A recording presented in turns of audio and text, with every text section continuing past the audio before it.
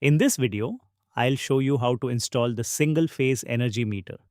Follow each step carefully to ensure a safe and correct installation. Installation steps. Before starting the installation, prepare all the required tools and ensure the power supply is turned off. Next, identify the MCB where the single-phase energy meter will be installed and verify the phase and neutral wiring connections. Now, connect the device by following the wiring diagram shown in this video. Tools you'll need before you begin the installation. Make sure you have the following tools ready: a screwdriver, a tester, a pair of pliers. Having these tools ready will help you complete the installation safely and efficiently. Device wiring connections. Now, let's identify the wiring connections on the single-phase energy meter. The P terminal is used to connect the phase wire. The N terminal is used to connect the neutral wire. Connect the phase and neutral wires to the P and N terminals to power on the device. The L terminal is used to provide the A1 supply for a single phase contactor. Alternatively, if your appliance has a load of up to 10 amps, you can connect it directly to the L terminal to switch the appliance on or off.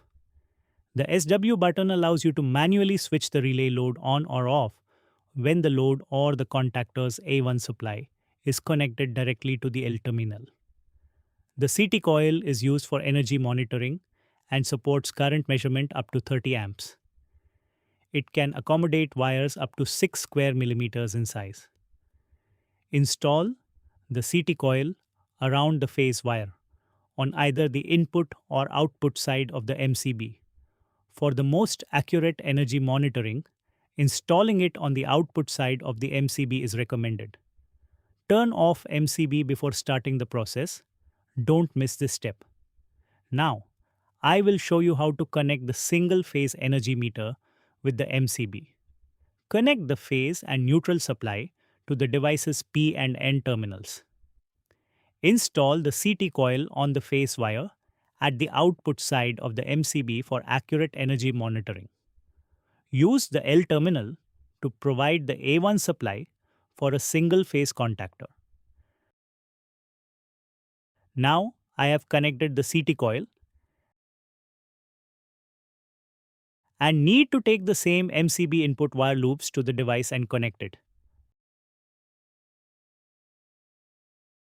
That's it.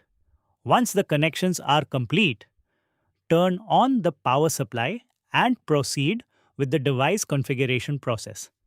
Thank you.